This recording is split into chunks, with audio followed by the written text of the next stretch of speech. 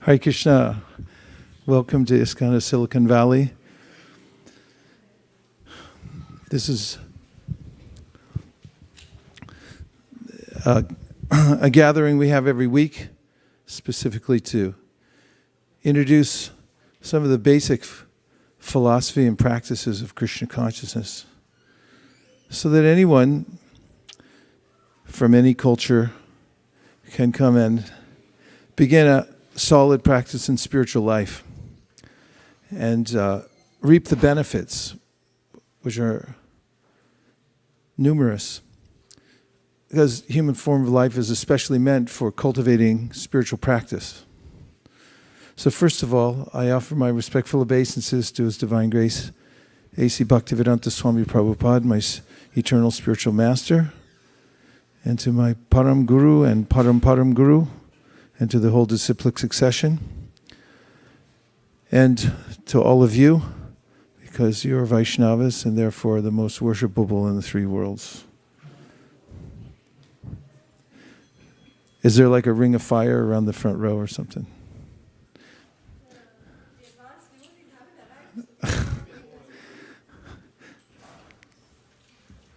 Hare Krishna. Namasheshtam manamapi shachiputramatra sarupam shirupam tasyagrajam urupari maturim goshtavatim radha kundam girivaramoho radhika madhavasham prapto yasya pratita kripaya shri gurum tandatosmi he guru jnanada dinabandho swanandadata korunaika sindo vrindavana sinahita avatar Prasida Radha Pranaya Prachara. Do you have that bhajan? Gauranga Karuna Koro? Let's see it. Gaurnitai just appeared in the front lobby, so we got all excited. Hare Krishna. This is a song by Narottam Das Thakur. This is a song by a saint, Narottam Das Thakur, about Sri Chaitanya Mahaprabhu. And in this song, well, isn't that a nice cover page with a picture of Narottam Das? So he wrote this simple song to show the mood of approaching Sri Chaitanya Mahaprabhu, who's the guru for all in Kali Yuga, who taught the process of devotional service. He came as a devotee so that we could emulate his processes and the way that he enacted devotional service. Because, as we all know, Krishna appeared 5,000 years ago, and he made some fairly hefty demands. Sarva dharman parityaja mamekam sharanam vraja aham tong sarva papebhyo mokshayishami masucha. Surrender unto me, and I'll deliver you from all sinful reactions. But not many people did. So the Lord considered later, anarpita charim chirat karuna yavatirna kalau samarpayitum nuto jwararasam sabhakti shriyam hari purata sundara duti kadamba sandipita sada hridaya kandare spuratu va shachinandana. He thought for a long time, I've not come and given special mercy to the people, perhaps ever. And wanting everyone to be able to take up the process as Krishna had given it in the Bhagavad Gita, he came as a devotee. Actually, as described in this verse, he appeared as the combination of Krishna and his eternal consort Radharani.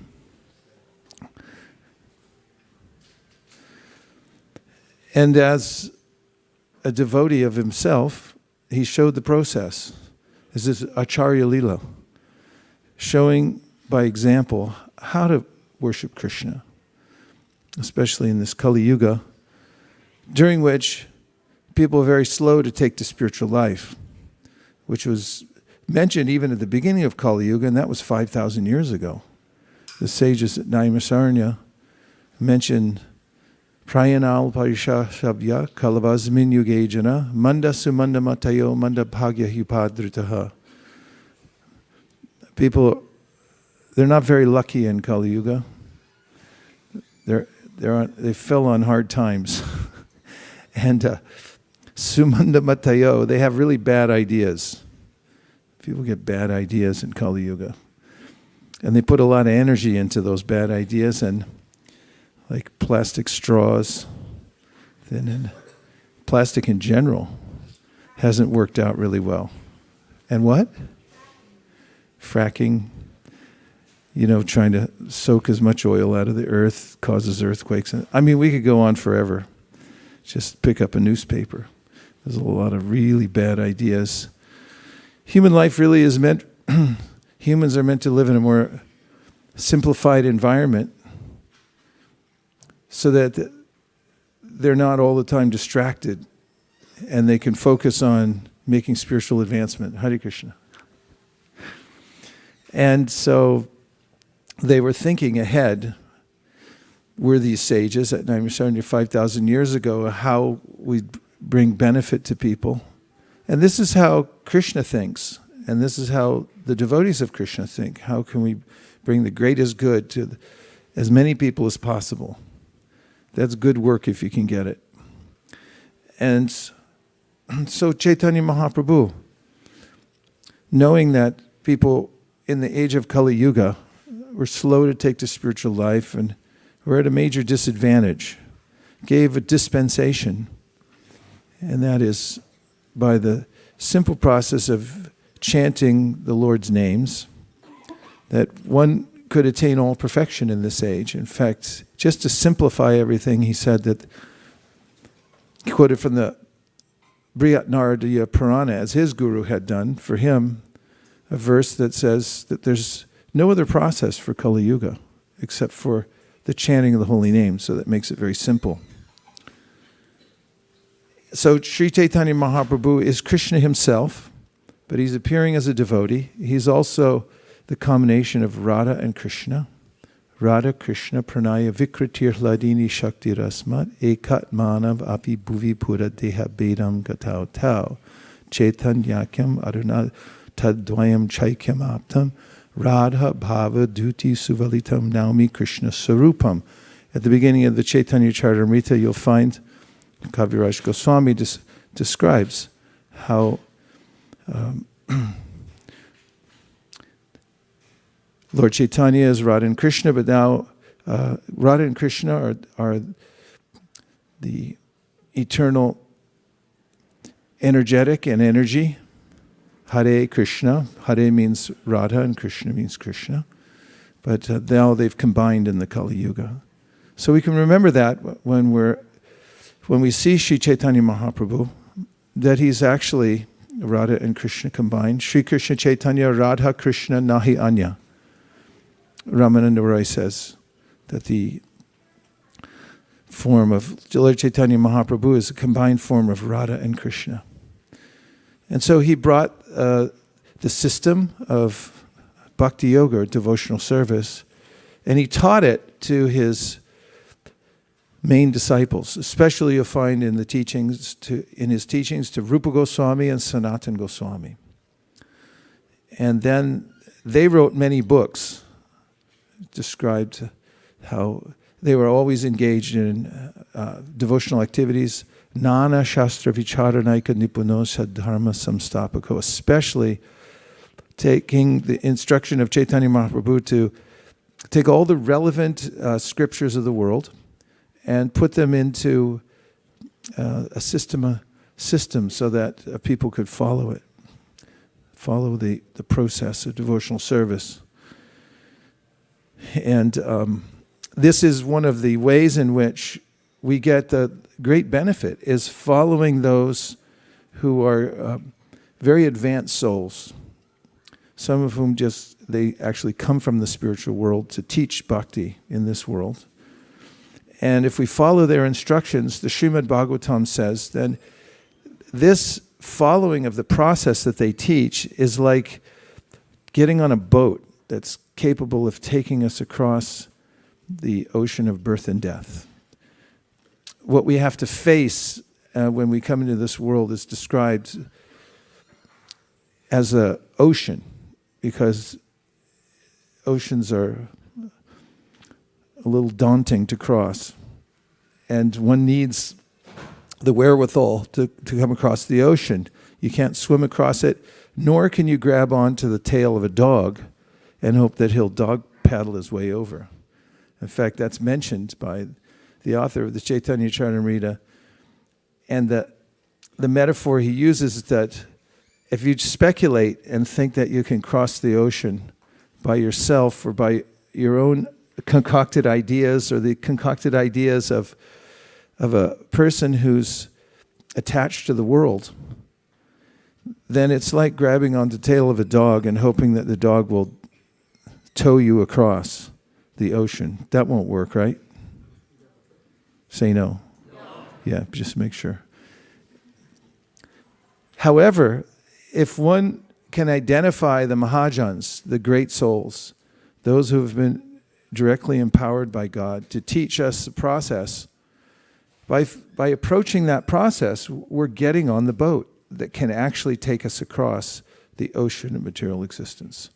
So the teachings of the followers of Chaitanya Mahaprabhu are perfectly suited for us in this age. And they wrote down all their conclusions after hearing from Chaitanya Mahaprabhu and going through all the Shastras. Shastras means scriptures. They put together the most efficacious process in a concise way so that everyone can follow, even right here in Silicon Valley. And I remember about 15 years ago, I was in the San Francisco airport. The airport authority had given us a little booth right in the middle of the international terminal, which used to be in the middle of the airport. And our booth was right in the middle of the airport. And it was the perfect place from which to distribute books. In fact, we had cabinetry there where we could just load up all our books. And we just come out there every day. We didn't even lock the cabinets. Nobody bothered it. Nobody really wants to steal spiritual books. In fact, my friend's car once got stolen and they took everything out, radio and the tape player and everything like that, but we had Bhagavad Gitas in the trunk. That's the only thing that we didn't claim on the insurance. The only thing they left behind. Too bad for them. So I remember one day I gave a nectar of instruction, which is one of the writings of Rupa Goswami, which gives instructions on how to practice devotional service. It's just in 11 verses, correct? 11 simple verses that describe in a summary form the whole process of devotional service. It's called the nectar of instruction. If you don't have one, you can see me afterwards. I'll get you fixed up. And it was a young student from Taiwan who had been visiting. He'd never heard of Hare Krishna or devotional service, what to speak of Rupa Goswami or Terakadamba, the little forest where Rupa Goswami sat and wrote this book. But he purchased it for $10 and he put it in his carry-on luggage and he walked onto the plane. And I was wondering at that time whether Rupa Goswami had envisioned a young man from Taiwan. I mean, did he know that there would be airports and we would be there?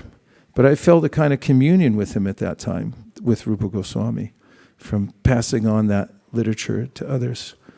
But that's specifically why he wrote the book, is just so that it could be passed on to other people. And so if one wants to start practice in spiritual life, one can look to Sri Chaitanya Mahaprabhu, his followers, and their legacy, and this can be easily done by looking into the books they left behind, like the Nectar of Instruction, the Sri Chaitanya Charitamrita. Then you have Teachings of Lord Chaitanya, which is a summary study of the Chaitanya Charitamrita, Nectar of Devotion. And there are several books that will give you the complete understanding of how to practice devotional service. And our founder Acharya, who started the Krishna consciousness movement, recommended that everyone read these particular books and get a good understanding for him or herself of how to practice. And then start up the practice according to what one can do at any given time. Now, there's a mood that is helpful in cultivating devotional service, and that comes out in this song. So now we know who Lord Gauranga, that's another name for Lord Chaitanya, is, and the mood of how to approach him and practice this system of devotional services is mentioned in this song. So I'll read the translations and then we can try singing it together. It's a kind of a lively song. Would you like a lively song? Yes. Okay, let's read the translations.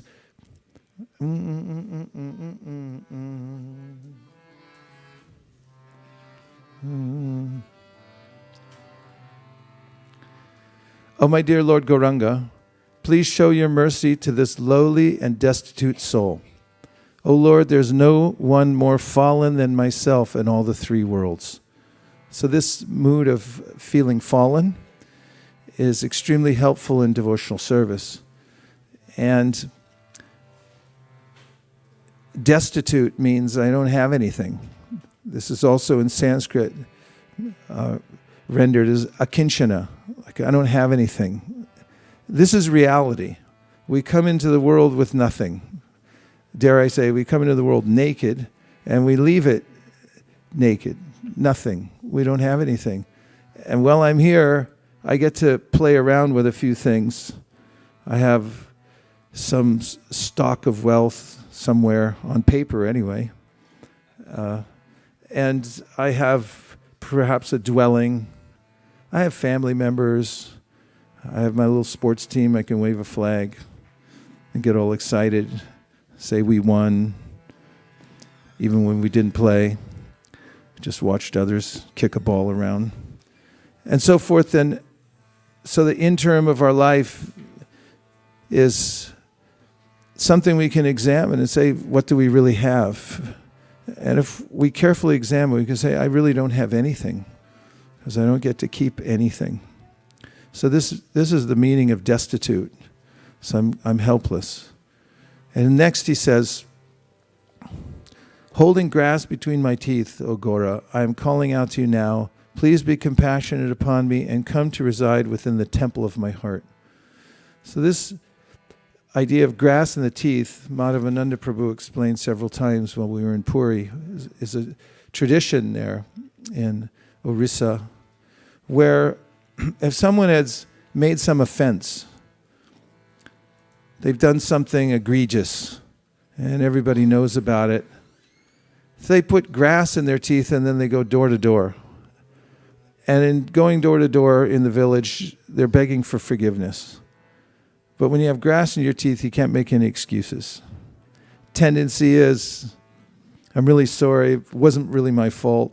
The other guy did it, the sun got in my eyes, dog ate my homework. There's all kinds of ideas about defending oneself. But this idea of grass in the teeth means I'm so willing to admit that I'm at fault. To just leave it at that. And I'm not even going to say anything. That's why I keep grass in my teeth. It's a sign of humility. No excuses.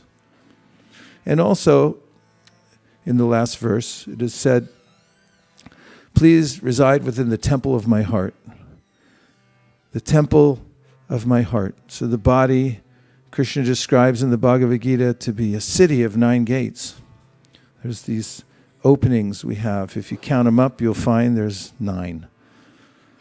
And this is called the city with 9 gates. And the capital of that city is the heart. So what we keep in our heart will direct us in our life, because that's where we keep all our hopes and dreams in our heart. And spiritual life really means to have a change of heart. And it means to invite Krishna to come, please sit in my heart. You direct me. Now I'm making you the master. No longer will I put my hopes and dreams up for being the beacon in my life, but you and your instructions. And then he goes on to say in the next verse, O my Lord Gauranga, please show your mercy to this lowly, destitute soul. O Lord, there is no one more fallen than myself within the three worlds. And so these are not platitudes, but actually a person who's advancing in spiritual life experiences what's called dainya, or utter humility, and feels to be fallen. Even as he or she is becoming more responsible about performing spiritual duties and also developing integrity, there's this actually relishable feeling of being fallen. Then the next verse, he says, if you do not give your mercy, seeing how fallen I am, then why are you known as Patita Pavana, the merciful Savior of the fallen? So Lord Chaitanya Mahaprabhu is the most merciful. And how merciful is he? He saves those who have no other shelter, who are considered to be destitute, the most fallen. And so here he's saying that I am that. I am the most fallen. And so if you don't save me, you're going to have to change your name. You can no longer claim to be Patita Pavana, the savior of the most fallen. You'll have to admit that you didn't save the most fallen because you didn't attend to me. And finally, oh my dear, not finally, penultimately, I am plunged amidst the violent hurricane-stricken waves in the ocean of this material world from which there is no escape. Kindly give me the gift of your divine lotus feet, which are compared to a boat in which your servant may cross over the ocean of birth and death. And finally, O my dear Lord Gauranga, Narottam Das, the servant of Sri Chaitanya Mahaprabhu, ceaselessly makes this prayer. So those who want to advance in spiritual life can consider themselves not directly the servants of Gauranga Mahaprabhu, but the servants of the servants of the servants. And this is like a connectivity through a copper wire. The mercy of Krishna flows through his devotees. And when we become the servants of his servants and the servants of those servants, we are connected with that energy that comes from Gauranga Mahaprabhu.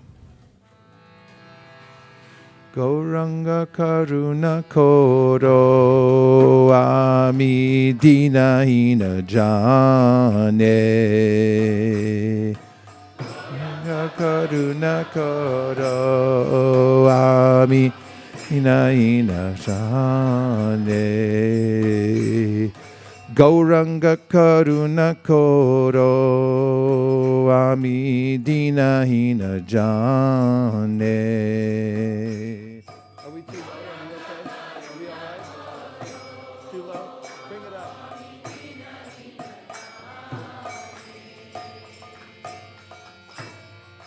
Karuna Koro Ami Dina Hina Jane.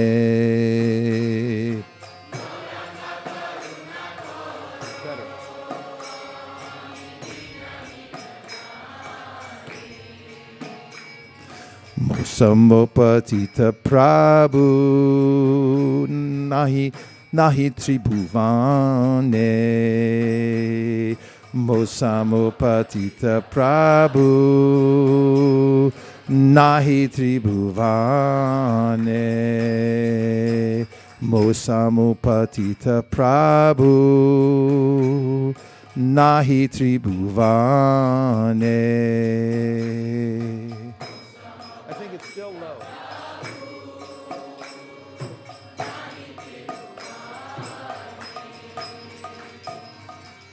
Gauranga Karuna Koro Ami Dina Hina Jane. Gauranga Karuna Koro Ami Dina Hina Jane. Mosamopatita Prabhu Nahi Tribhuvane.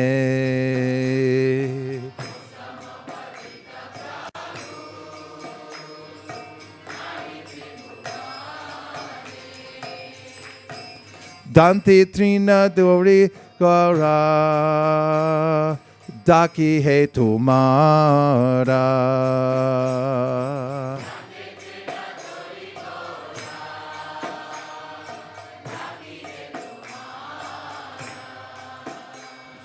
Dante Trina Dori Gaura Daki He Tumara.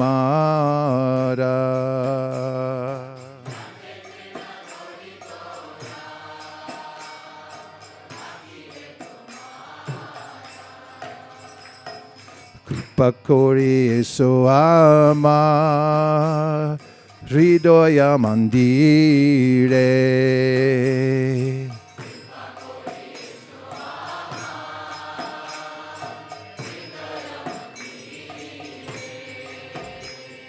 Kripakori Soama Hridoya Mandire.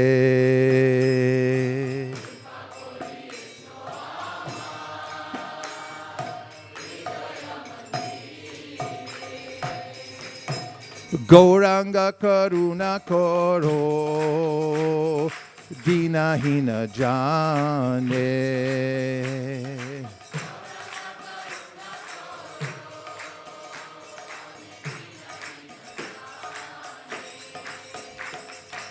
Samapatita Prabhu Nahi Tribhuvane.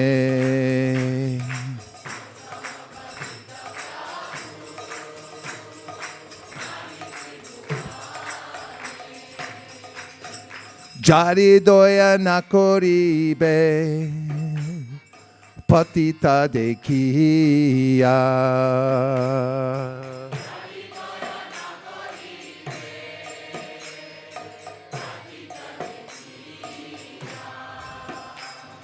Jari doya nakoribe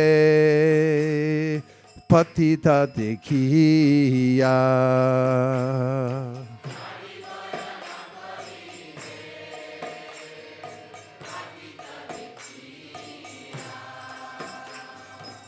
Patita Pavana Nama Kisera Lagia.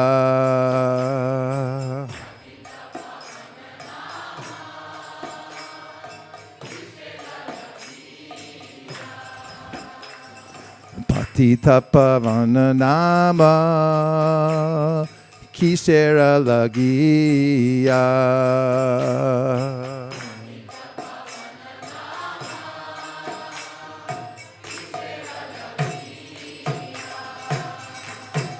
Gauranga Karuna Koro Amidina Hina Jane.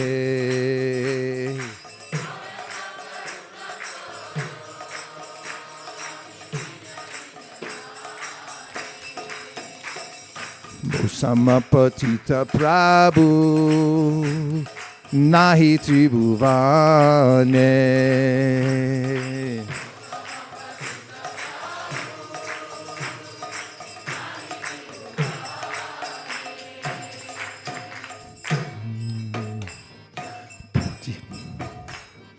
Porichibavatupane Nahika Nistara.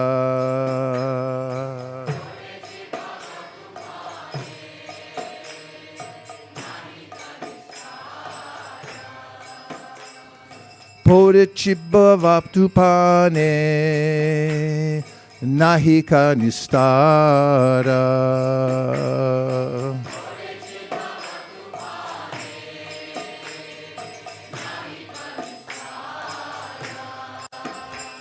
Shicharatarani Dane Dasikoro Para.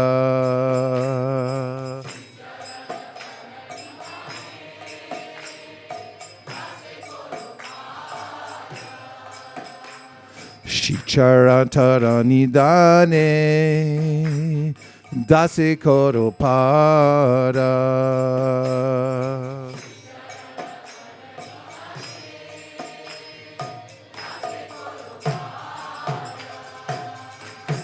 Gauranga Karuna Koro Amidina Hina Jane.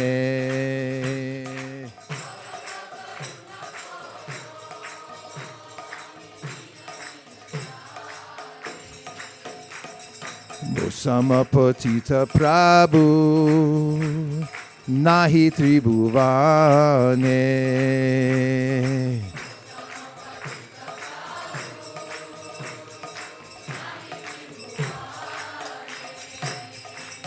Shri Krishna Chaitanya Prabhu Daseranu Dasa.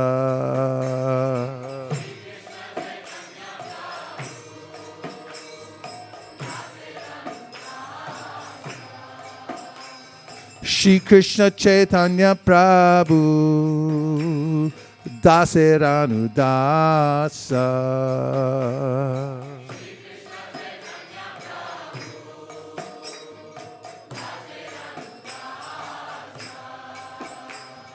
Pratana karai sada naratamudasa.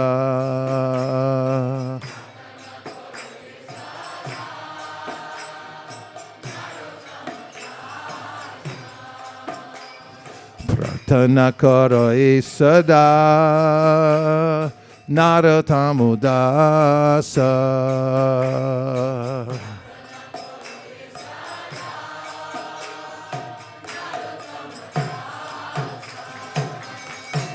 Gauranga Karuna Koro Ami Dina Hina Jane.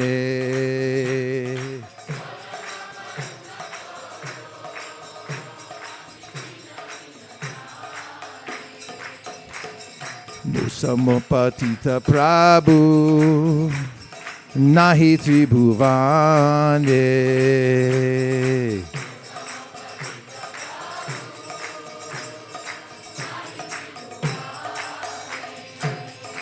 Hare Krishna, Krishna Krishna, Hare Hare, Hare Rama, Rama Rama, Hare Hare.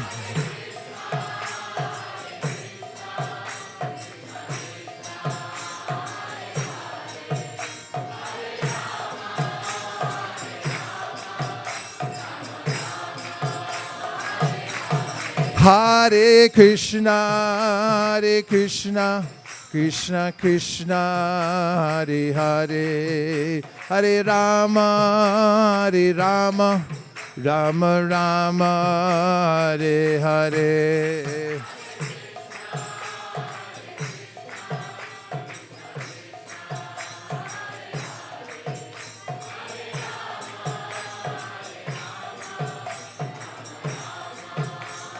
Nitai Gaura Haribo, Haribo, Haribo, Nitai Gaura Haribo.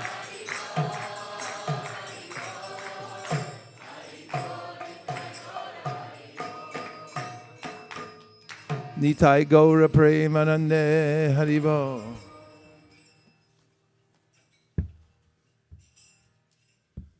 That's definitely cathartic. When we are able to just open our hearts to Krishna and say, look, I blew it. I'm completely fallen. I have no other shelter. That's all that's necessary ultimately.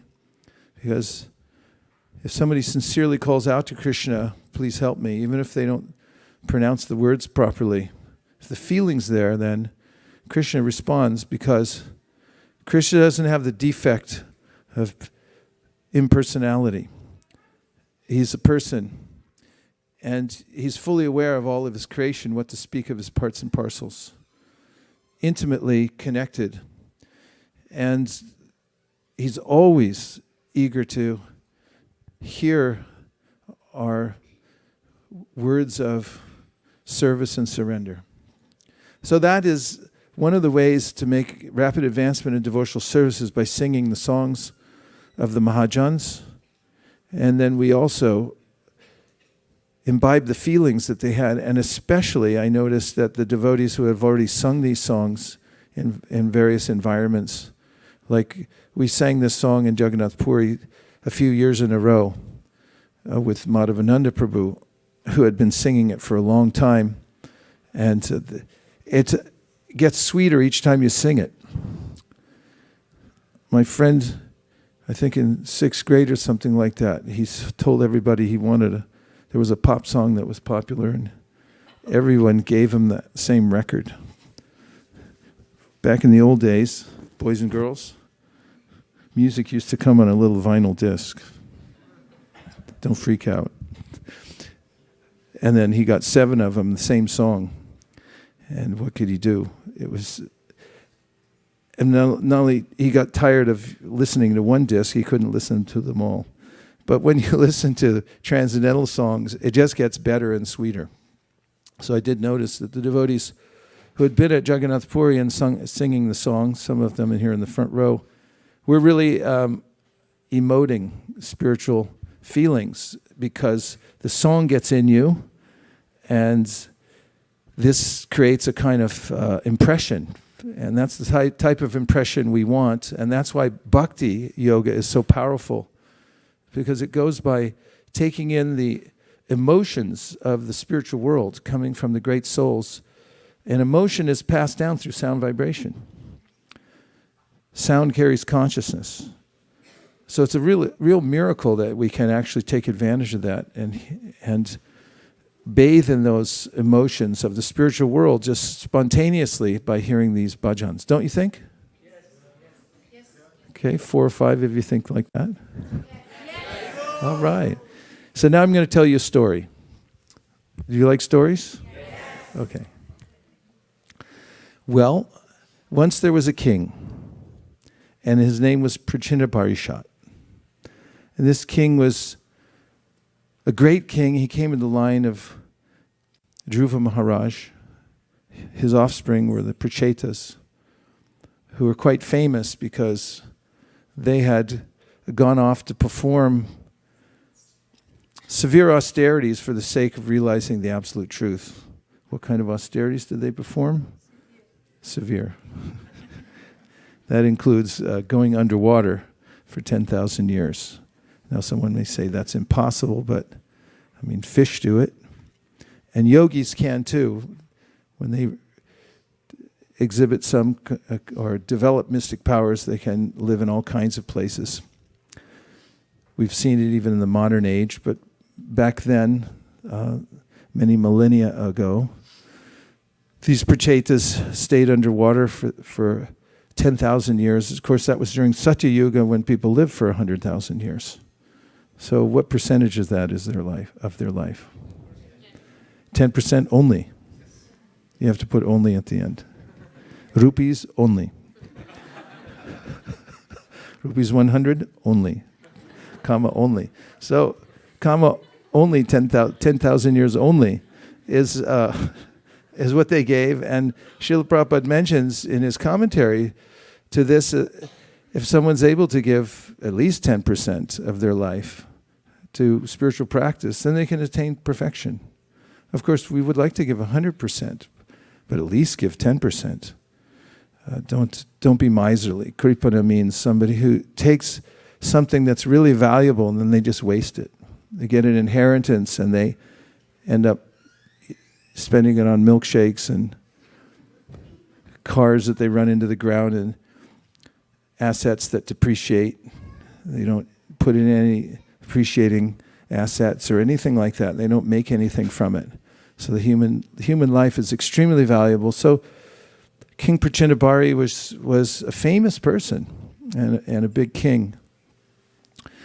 And his sons went off for self-realization, and then there he was in his kingdom. Kings have free time on their hands because they have a lot of people serving them and so forth. So back then, one of the ways that kings occupied their time was to perform yajna, special kinds of yajna, which are listed in the Vedas as those which help us in our next life to go to a few floors higher in the universe. A few positions higher, a few notches, Om Bhur Bhuva Swa, move up in the universe, because right now we're kind of in the middle. It's a good neighborhood for doing yajna, but for enjoying, it's not that great. So there is a process. This is mentioned in the Vedas, and Krishna doesn't recommend it, does he? In the Bhagavad Gita, in fact, Krishna specifically tells Arjuna, Traigunya Vishaya Veda, Nistraigunya Bhavarjuna, Nirdvandvo Nitya Sattvasto, Niryoga Shema Atmavan. Don't get involved in these Vedic processes to try to elevate yourself in the material world. Because it is as aggravating as accumulating frequent flyer miles. If any of you have ever done that, because you fly and they treat you, they put a little rubber red carpet out so you can stand on it. And then if you use up your miles, you don't get any more, then they look at you like, who are you? And in the universe also, there's a way in which you can accumulate punya and you can elevate yourself. People who do that are called elevationists. They're trying to manipulate the laws of nature so they can move higher. And the king was doing that through sacrifices, which at that time involved sacrificing animals. And so, by good fortune, and partly because he was already a fortunate person coming in the lineage of Dhruva Maharaj, he met Narada Muni.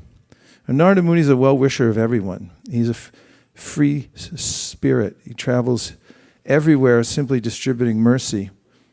And so when he saw the condition of the king, King Prachinabhari, he saw that he was wasting his human form of life, trying to get sense gratification, trying to get not only comfortable in this life, but even more comfortable in the next life, materially speaking. So he asked him, what are you doing? What's your intention? Narada asked the king. And the king, almost immediately, in the presence of Narada Muni, admitted, because he was a great soul, he said, I'm entangled, very entangled in sense gratification. So Narada first showed him what would be the result of his yajnas. Because when you're doing karma, it means you're trying to make yourself more comfortable in the material world. You're going to get a little bit of the effect that you're looking for, but you can also get the opposite effect at the same time. You're going to be a mixed bag, which is what Arjuna realized at the battlefield of Kurukshetra, that he was getting the opposite of what he was looking for. And that happens pretty much always. And so Narada was able to show the king a vision of all the animals that he had killed in sacrifice, waiting for him in his next life, this time with iron horns. And they were eager to pierce him with those horns in retribution for their being killed in sacrifice. And this, Narada pointed out, is the result of your fruit of work, of trying to get comfortable yourself. And this is what is pointed out in the beginning of the Srimad Bhagavatam. Ahastani sahastanam aparani chatushpadam palguni tatra mahatam jivo jivasya jivanam. The nature of this world is, in order to live, I have to eat somebody else. Even vegetarians, they chop down all kinds of vegetables. And even in the course of growing cotton, you kill lots of gerbils. They live in the field. They get ground up in those machines. And whatever you do, actually, even if you boil water, living entities are being killed. If you grind up the wheat, there's little critters in there. You breathe. Jivo jiva sujivanam means that's the law in this world, is one living being's food for another, and you have to pay for that. So it's a system here in the material world of debt or karma that one has to pay back. So trying to live and enjoy in this world means enjoying at the cost of others. And now that Prachinabhari saw this by Narada's mystic potency, he was concerned, to say the least, and a little bit open. And I say a little bit because most people are a little bit open to instruction. Because I have my idea about what I'd like to do in this world. I have my plans.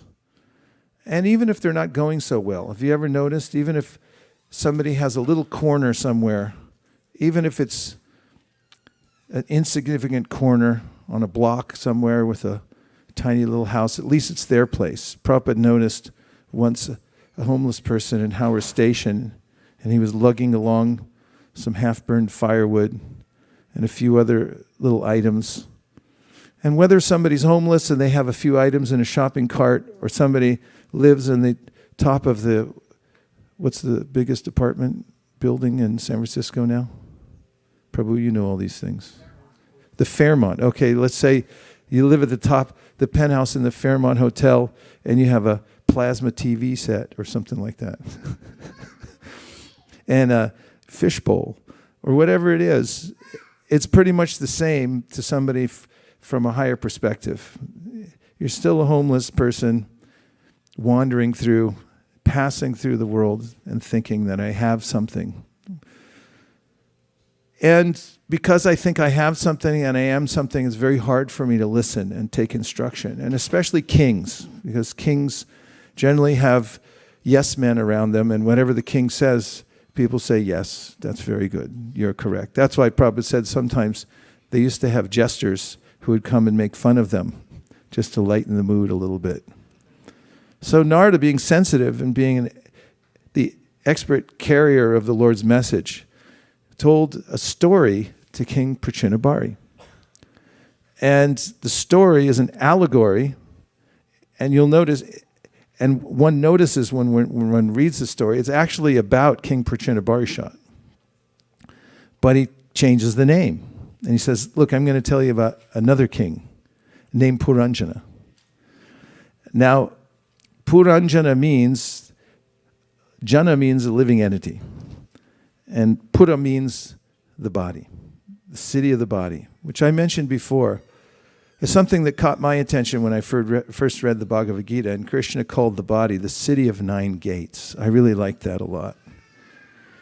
That really puts things in perspective, doesn't it? I'm living in a city of 9 gates. And so Narada really embellished that allegory of the city of 9 gates. So he talked about a king, Puranjana. And Puranjana was basically lost. He was wandering around the world, wondering where to go. And he wanted to enjoy, but he couldn't find any place that was suitable for his enjoyment. Prabhupada, in his purports, compares this to the hippies. Now, all of you kind of missed the hippie era. But there's a way in which many young people, around the time I was growing up, even from wealthy families, because there was a economic boom in America around the 50s and 60s, right after the Second World War, Industrial Revolution. Everything was looked like it was never going to end, and there was a lot of material facility, but still a lot of young people said, this doesn't seem very good to us, we're leaving. And they had ended up, as Prabhupada noticed, sitting on the street in the Haight-Ashbury in New York and so forth, wandering from here to there, looking for some happiness. So Puranjana searched here and there, and he represents us, actually. Chaitanya Mahaprabhu mentions this, Brahmanda Brahmate Kon Bhagyavan Jeev, Guru Krishna Prasadi Pai Bhakti Lata Beach. He says that we are wandering, we're wanderers, and we're going from one universe to the next, looking for something nice, looking for a place to live. And you'll find if you drive down the 101 from here to Los Angeles, you may see little hamlets along the way. And it might cross your mind when you go, oh, maybe we could live there. That would be nice, right over the ocean. Or, I see people all the time, they come to a holy place in India and then they say, yeah, we should live here, we should live there. There's always this sense we want to live somewhere, but really it's impossible to stay any place in this material world. We're always getting pushed on. So Puranjana is wandering, looking for a place to be happy. Saw suddenly, one day, a beautiful city south of the Himalaya. And it was called Bharatvarsha. The place that he felt, upon seeing it, could fulfill all his desires. So he came into that city, which was adorned with beautiful parks and lakes, and there were birds and bees, and there were beautiful dwellings with spires that were made of gold and silver and copper. And when he went into that city, he saw a park. And he entered into the beautiful park and he was walking alone, and then he saw the most beautiful woman he had ever seen in his life. And she seemed to be just loitering there. So he, being a great hero and single, approached her and said, where are you from? Where do you come from? What is your business in life? And she said, I don't know where I come from. And I don't know where I'm going. All I know is here and now. All I know is that there are bees and birds and lakes, and you're here. And we're here together now. That's all I know. So Narada explains later that this woman represents the intelligence of this world, the material intelligence, which says, oh, here's a nice place. Let me stay here and enjoy. I'm not thinking about where I'm going because I really don't know. How can I say what's going to happen tomorrow? How can I say when I'm going to leave my body? How can I say where am I going to go when I leave my body? And I really have no idea where I came from. But I do know that right now, I feel like enjoying the world. And I can do that because I have facility to do so. Now the woman had with her 10 servants, very strong. And each one of the servants had hundreds of wives with them. And Narada explains later that these 10 servants represent the 10 senses that every one of us have. We have a set of 5 working senses and a set of 5 knowledge-gathering senses. Like the legs, these are working senses. The arms, working senses. The eyes are an example of knowledge-gathering senses. And these come as a gift, and the hundreds of wives from these servants are the objects of the senses of the world. If you start multiplying them out, they're hundreds, thousands, combinations, permutations, it goes into the millions when you consider all the different varieties. Just like when I was a kid, there was 3 kinds of ice cream, and that was it. That was chocolate, strawberry, and vanilla, until Baskin-Robbins opened up. And that was the revelation of the century as far as we kids were concerned. Baskin-Robbins, was it 31 flavors? I can't remember. 31? 31 only.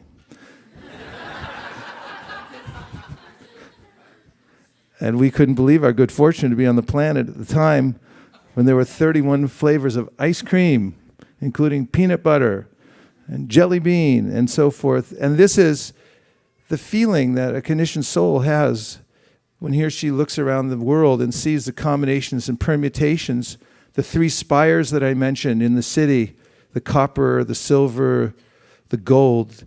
These, Narada explained, are the 3 modes of material nature. Sattva, which is goodness, Rajas, which is passion, and Tamas, which is darkness, ignorance. These mix together in the material world, Krishna says. And they make various flavors for us to enjoy. It's actually the same thing, just repackaged over and over again. This is something that those who are self-realized see for themselves.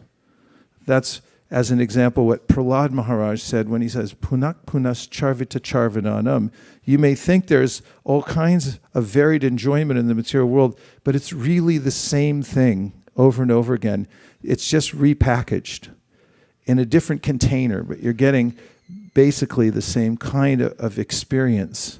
And it's really no enjoyment at all, because we're only enjoying the idea of enjoying that I will enjoy, because it takes place on the screen of the mind. So I'm not actually able to fully embrace, touch, or keep any of the sense enjoyment that I'm getting here. I just see it on the screen of my mind. And sometimes I enjoy and sometimes I suffer.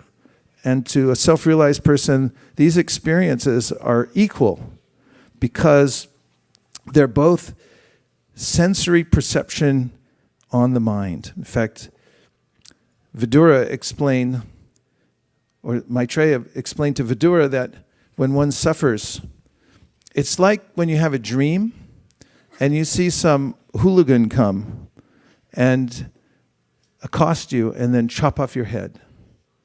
And then you're watching your head drop to the ground and you're standing there watching your head on the ground. How is that possible? Because your head's on the ground, the eyeballs are down there. They must be looking up at you, but you're looking down at them. He says you're horrified and you're looking and thinking, this is horrible, this is horrible, this is horrible. But how is it that you're looking and watching your own head severed from your body? And this is the experience, he said, of the disasters we undergo here in the material world, thinking, oh, this is horrible. We're seeing it on the screen of our mind and we're imagining that I'm going through this. And it's similar with the so-called material happiness that we get in this world as well. And the king then proposes to this beautiful woman and says, you should become my queen. And we'll live together happily. In fact, she mentions it, that if we come together, we live a dharmic life as husband and wife, then we can pursue all kinds of happiness in this world. And so they do get married and live together and are enjoying the sense objects of the world. They're enjoying each other. And then one day, the king, influenced by an urge within his heart, goes off hunting in the forest. And this dark side of him comes out, where he's simply going through the forest looking for all kinds of animals with his bows and arrows, and he's killing them one after another. Porcupines, elephants, deer, tigers. Just like in America, it's really popular. You get a big, powerful gun and go after an innocent animal, and from behind a bush, bang! This is a kind of primal but very dark urge that's there from previous impressions, samskars. And this is what overcame the king. And Narada points out that no matter how dharmic a life one tries to live in this world, one will be overtaken at some time by these previous impressions that are there within the heart that push us to do things that are against the laws of nature, against our own intelligence. Remember how the queen represented the intelligence? So he goes against that. He goes off into the forest and he kills the animals. And there he also meets other women and spends time with them illicitly. And after some time, King Puranjana comes back to his palace. And he finds all of his servants morose. And he asks, where's my wife? Where's the queen? And they say she's in the sulking room. Queens used to have a special room to sulk. So he went there and found that she had taken off all her jewelry. She had left it aside. She was in a heap on the floor and completely morose and angry with him also. And when he meets her, he realizes his fault and he promises, I'll never do this again. So they go on with their lives and they have many children and they live to their full extent in this world and in the kingdom. And while they're enjoying, they don't notice something. And that is that Chandavega, who has with him 360 very powerful Gandharva soldiers, has approached the city and has begun to attack. What city is that? Really, it's the city of Puranjana, the city we all live in, city of 9 gates. And how is it attacked? By cruel time. Actually, it's really interesting how nobody ever notices this or thinks that it's weird. That one day, I'm a little baby. Or one day, I'm a healthy young person running around a track as fast as I can go. Knees pumping, arms, lots of oxygen coming in. And then a few years later, I'm all wrinkled and old and I'm bent over and I can barely go up a flight of stairs. You'd think someone would say, that's a little strange. Something's going on here. But everyone just says, well, that's normal. It's not normal, according to the Srimad Bhagavatam. It's not normal according to the Bhagavad Gita. We're all eternal souls. Achedyo yam atayo yam akledyo shosh evacha nitya sarvagatastanur achalo yam sanatana. We can't be burned, we can't be dried, we can't be withered, but we're identifying as Puranjana. We're all Puranjana, living in a little city and identifying with the body and thinking, this is me. And when I grow old, I simply accept it. This is Maya. So as Chandavega flowed into the city with his soldiers and began an attack, he overcame the king. And old age set in as he became crippled by the time factor. He finally withered and he left this body. And when he left, and this is a very important point, because in the beginning of the Srimad Bhagavatam, Shukadeva Goswami, answering Parikshit Maharaj's question, what's the purpose of life, says, Ante Narayana Smritihi. It's to remember God at the time of death. Now what happens to Puranjana is extremely important. Because in the Bhagavad Gita, Krishna says, Yang vapi smaran bhavam tajat yante kalevaram tam ivaita konteya sadatad bhava bhavitaha. Whatever you culture in this lifetime, it actually forms your psychological body. The kind of association you take, the kind of habits that we develop on a daily basis. It's shaping our psychological body. We have 2 physical bodies. One of them is a gross material body made of earth, water, fire, air. And then there's the subtle body, ether, mind, intelligence, and ego.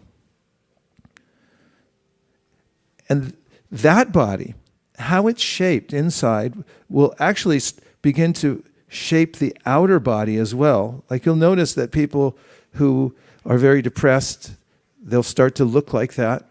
People are very happy, they're effulgent. Goodness radiates from all the gates of their body, Krishna says in the Bhagavad Gita, from Sattva-guna. But the most important point is that death can come at any moment and ask us to move out of the city unceremoniously. And whatever mood we've cultured, whatever habits we've developed, at that point, it's like musical chairs. You ever play that? Do do do do do do do do do boop, and then it's like, wait a minute, where's my chair? We don't get to choose. Prahlad Maharaj points this out to his friends. Daivanetrena, it's decided by a higher power. You don't get to say, like, I was born in California. I think I'll be born next time in Granada Hills, wherever that is. By the sea. And no, you don't get to choose. You're choosing now. The way that I'm living my life now the kinds of habits that I choose for myself now are developing my psychological body. And Krishna says, Shariram yaravapnoti yachapyu kramatishvara grihit vaitani samyati vayurgandham ivashayat. Just like air, it takes on a certain quality according to what it passes through. And similarly, my psychological body, according to what I expose it to, what I listen to, what I look at, it makes a difference. And it forms it in that way. And when I leave this body, ukramantam stitam vapi bunjanam vagunan vitam vimunanana pashyanti jnana chakshushaha. Those who have eyes of knowledge, who have cultivated self-realization in this lifetime, they can see what's happening. But those who are vimuna, they're very foolish. They don't know what's happening. It becomes a bewildering experience. So Puranjana was attached to his wife. He was attached to all the sense objects of the world, his children, his possessions, his bank balance, which means that you get to look at a computer screen and think, here's what it is. And then when he left his body, he was fully absorbed in thinking of his queen.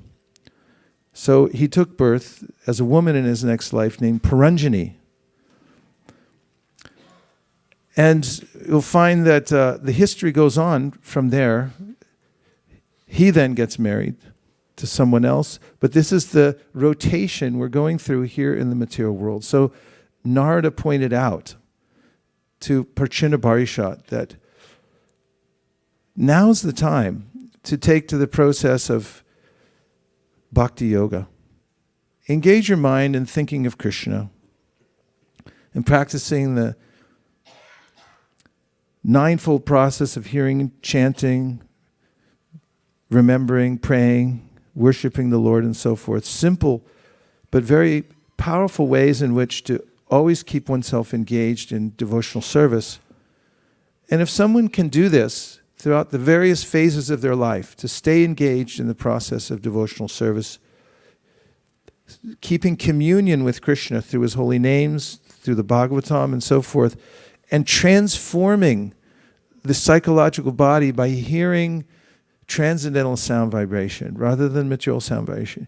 The subtle body actually becomes spiritualized. And therefore, Rupa Goswami says, if you live in Silicon Valley, but you take up the process of devotional service, if you live with a family and you take up the process of devotional service in your family circle, then iha yasya harir dasye karmana manasa gira nikila apyavastastu jivan muktasa uchite. Iha, even as you're living in this body, even as you're working somewhere in Silicon Valley, in a cubicle, is it? No more cubicles. They're banned now. Now you have to sit next to the person next to you and watch what they're doing. Whatever it is. It doesn't matter where you live. Grihe tako, vani tako, shadahari bali tako. Main point is, if you take this process of devotional service given by Sri Chaitanya Mahaprabhu, then you'll be able, even in this life, in this body, to transcendentalize your psychological body. And when you leave this body, then you'll be able to think of Krishna. Vayuranilamamritam atedam bashmantam shariram kratos smara kritam smara. The devotees thinking like this, let this temporary body be burnt to ashes, let the air of life be merged with the totality of air. Now, my Lord, please remember all my sacrifices. Because you're the ultimate beneficiary, please remember all that I've done for you. So this is a perfect opportunity we have to follow Sri Chaitanya Mahaprabhu and to perform the practice of devotional service in our lives. So even though we're Puranjana, we're living entities that have somehow or other wandered into this city of the material world. And Prabhupada notes, nobody does this by accident. There's a choice made at some particular time. He makes that very clear. We can also make the choice internally that now I'm going to spiritualize my life. And don't wait too long, because we don't have much time. Even if you extend the whole 100 years, Prahlad Maharaj said, and you take away the time that you sleep, which is considered to be, it doesn't count. It's downtime. He says 12 hours a day. Most people on the go here sleep 6 or 7 or 8 in Silicon Valley, isn't it? 8 hours? 6? 6 or 7 only. Then take that out of your 24. And you can also take out the time that you spend getting gussied up in the mirror, tending to all the mundane duties that you have to do anyway, obligated to do them. Just take that out. Then if you want, you can look at an actuary chart if you really want to get motivated and find out. Because the insurance companies, they really want to know when you're going to die. They want to predict as closely as possible when you're going to leave, so you can take their word for it that they've looked into it carefully. You can answer their questions on the insurance form. If you smoke, you can take off an extra 9 or 10 years off your life. There's other habits that if you're doing, and then you can tell, okay, let's see, I'm going to live to 81 according to the actuary chart, and you take off your hours for sleeping, the hours for getting gussied up, and any other thing you can subtract that isn't directly engaged in some kind of spiritual practice, and you might find out, hey, I only have a few days left, all in total. Point is, take advantage of it. And Chaitanya Mahaprabhu gave a simple process. Every day, wake up and spend time chanting Hare Krishna, repeat the Lord's names. It's the most potent process. And read the Bhagavad Gita and the Srimad Bhagavatam, because that will transform you. If you hear the Srimad Bhagavatam and the Bhagavad Gita, and you won't be the same person. You'll start to develop spiritually from the inside out, and your life will become transformed. So now we'll take a few reflections and questions, because we just have 14 minutes left. And we'll just take a couple. Bali Mardan Prabhu.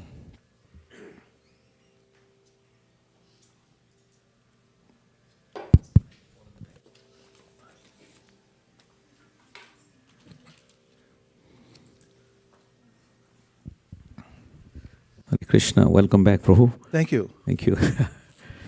So I think it was very good, the explanations you're giving about the realizations that one should really come to sense by the example of Prachina Varishat and the Puranjana.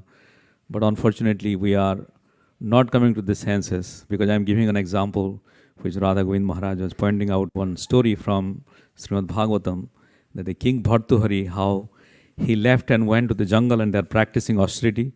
But in the bank of the Godavari, after taking bath, there is 2 nails where they put their lungis. So 2 of them, they're fighting, that is mine, you put it, and the other guy is fighting, that is mine. So both of them are king. They left and came to the forest and doing austerity. So old lady came and she told, look, King Bhartuhari left the king and renounced, and 2 guys are, you're fighting for this. Then they came to sense, oh, I am King Bhartuhari, I am coming here. So we will come, basically somebody reminds us 1 time, 2 times, multiple times, then only come to senses. So maybe King Prachina Varishat was very fortunate to get instruction from Narada, and we are fortunate here to get instruction from you. So we should pray that we all should come to the sense of self-realization. Thank you, Bali Prabhu. The allegory is a very powerful way of learning. The Bhagavatam speaks to us in various tones. And when we're hearing stories, I know when I was a kid and I'd go to school and this teacher said, now we're going to hear a story, I was all in. And this is what the Bhagavatam does for us also. It tells stories that appeal to our sense of imagination. And as we're opening our minds and our imagination expands, then the lessons go in deeply. One of the other lessons that Narada gave was, he described in the allegory how within the city and in the capital of the city, which is the heart, lives a friend. He called Avigyata. And this friend is our unknown friend. which is remarkable because it's Krishna. He's there within the heart. And he's our best well-wisher. He points this out in the Bhagavad Gita. And he's always there to assist us and help us in any way. But somehow or other, even though he's my best well-wisher and he's the closest one to me, I've forgotten him. So he's called Avigyata.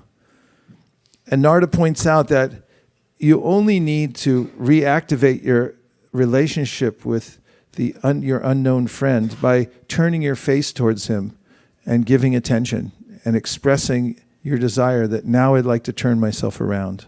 Even if it seems impossible, if you put that prayer, then Krishna will help. There was another reflection after Bali Prabhu. Okay, 1, 2.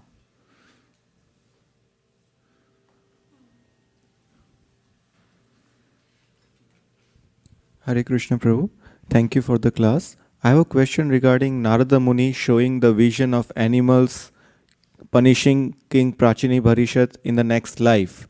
So, what I have read in Prabhupada books that if the animals are sacrificed using proper Vedic mantras, they get a new body and they are elevated. But from this description of or the vision which Narada Muni showed, how to reconcile the two ideas? Hare Krishna. Point is, be careful of legal sense gratification. Be careful of illegal or legal sense gratification, because there's always a problem with it somehow or other. Only pure devotional service doesn't have a reaction. Devarshi bhutat nandarinam pitarinam, etc. There's a way in which when we try to engage in the material world, either through the Vedic process or illicitly, there's going to be some problem. This comes out in the story of King Nriga. King Nriga perfectly followed the process of karmakanda. He knew what he was doing, but he still blew it because the material nature is unpredictable. It's willy-nilly. Anything can happen. It's like, but I set it up perfectly. Yeah, but you blew it anyway. So that's why devotees come to this point of not depending on karmakanda. And they simply say, Krishna, I'm just going to depend on you. And I'll do whatever you say. That's Buddhi Yoga. Buddhi Yoga means that I'm giving up my own stake in the material world because somehow or other I'm going to be burned. And it's silly. It's like drinking pots of poison, says one of the great acharyas. So licit, illicit, whatever there is, material arrangements, they have their downside. They always go sideways. So be very, very careful. Hare Krishna. Yes, Prabhu. Thank you very much for this allegory for city of nine gates, Prabhu. I was thinking in this city, the mind is not really mentioned. It is, but I didn't mention all the details. There's quite a bit of description about the details of the city. And of course, Krishna gives this outline which reflects what's also taught in the Bhagavatam in this section. Indriyani prayanyahur indriyebhya param manaha. Manasastu para bhutir yo bhute paratastu saha. Lowest of all are the senses. Above the senses is the mind. Above the mind is the intellect, the buddhi. And above that is the soul.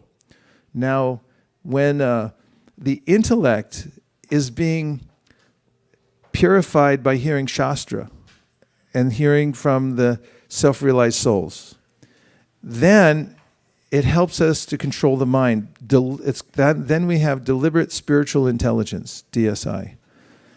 And when we have that, then we're able to direct the senses properly. Hrishikena Hrishikesha.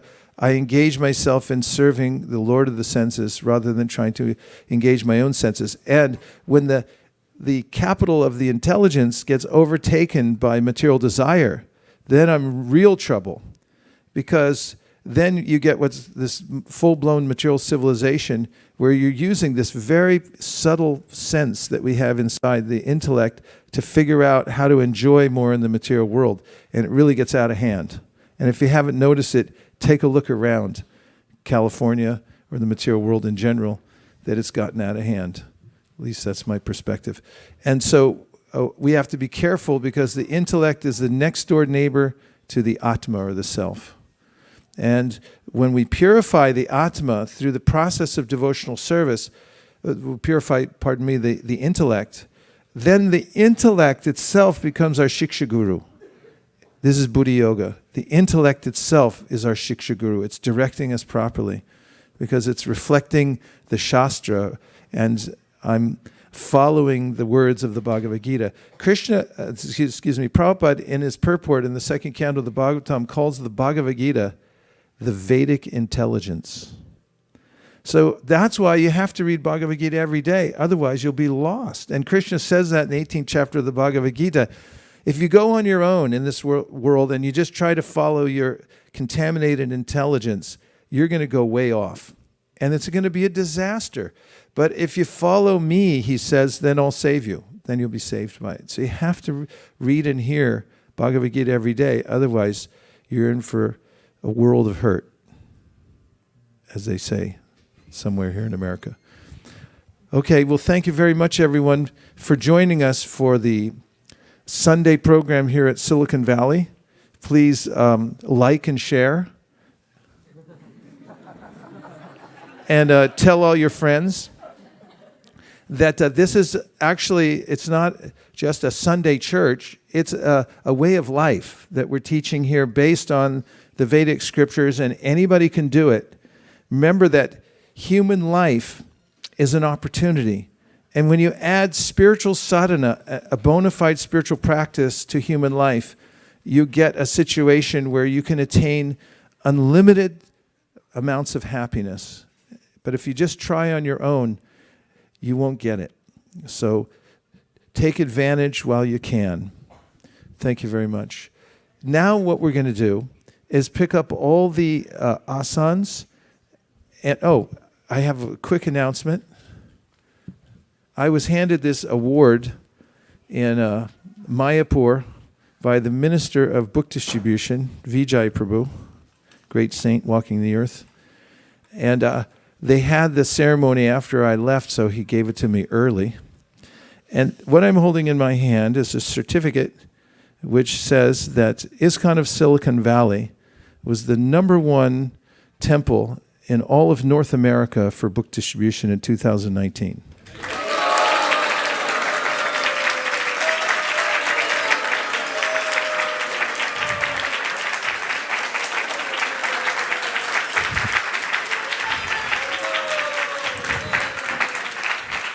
I'm going to put this in the hands of our co-Sankirtan leader, Malini Devi Dasi. If you'd come up here and accept this on behalf of our team. SKP, our other co-Sankirtan leader, right now, as we speak, is in Dallas, Texas, training up the Sankirtan devotees there so they can do bigger. So we'll have somebody to compete against. Hare Krishna. Let's have a big hand for Malini Devi Dasi. Come on. Give it up.